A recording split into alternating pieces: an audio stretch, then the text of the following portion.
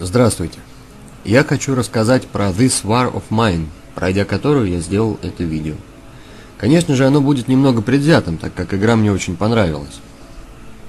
Группа разработчиков под названием 11-Bit Studio вдохновлялись истинными событиями, которые пережили обычные люди во время почти 4-летней осады столицы Боснии и Герцеговины Сараево. Одним из этих людей был Эмир Церимовик, один из разработчиков игры, ему тогда было 9 лет.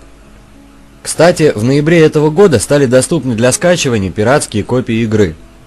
В ответ на это 11-Bit Studio опубликовали письмо, в котором с пониманием отнеслись к людям, скачавшим пиратки, и разместили в комментариях к письму 10 серийных ключей для активации игры в игровом сервисе Steam.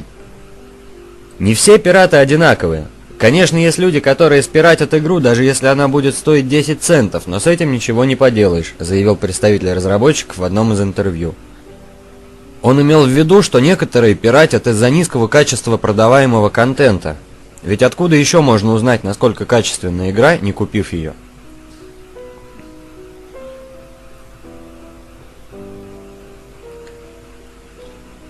Игра начинается с того, что группа жителей осажденного города находит более-менее уцелевший от частых бомбардировок покинутый беженцами дом, в котором, собственно, нам и предстоит протянуть до конца вооруженного конфликта.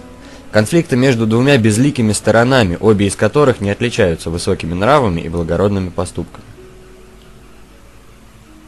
Игровой процесс разделен на два этапа – день и ночь, которые длятся по 10 минут реального времени. Днем в городе происходят бои, и какие-либо вылазки невозможны, поэтому вы должны делать все возможное по дому для того, чтобы прожить оставшееся время.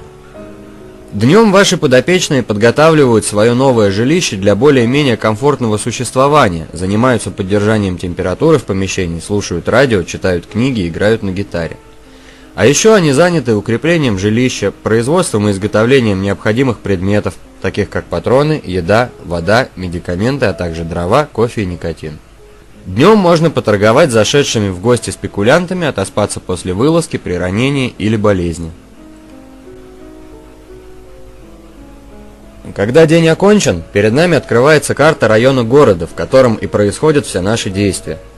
Здесь мы можем выбрать, кто и куда отправиться на вылазку. Ночью мы можем пополнить свои запасы, вот только делать это придется очень осторожно, потому что у халявы ноги вырастают очень быстро, и вскоре вы вынуждены делаете моральный выбор – ограбить живущих по соседству стариков и обречь их тем самым на голодную смерть, или, рискуя жизнью, грабить награбленное, попутно избавляя окрестности от бандитов и спасая их пленников.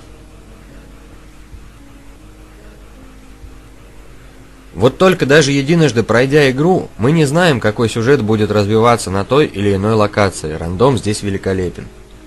Еще мне понравилась атмосфера, окружавшая меня на протяжении игры, понравился карандашный фон, делающий игру запоминающейся и дающий индивидуальность. Понравилось детальное внимание разработчиков к тому, чего часто нет в мейнстримовых играх, внимание к таким качествам, как сострадание и совесть. Ведь даже в игре далеко не каждый способен на бесчеловечные поступки. Минусы у игры тоже есть. Это некоторая непроработанность вглубь. Но учитывая, что игра длится всего 30-40 игровых дней, этого совсем незаметно. Еще это баги, но о них я не буду, так как многое разработчики по-любому исправят, а что-то, может быть, даже переделают. От себя скажу, что с огромным интересом прошел игру дважды, что в наше время редкость среди бесконечного потока новых игр.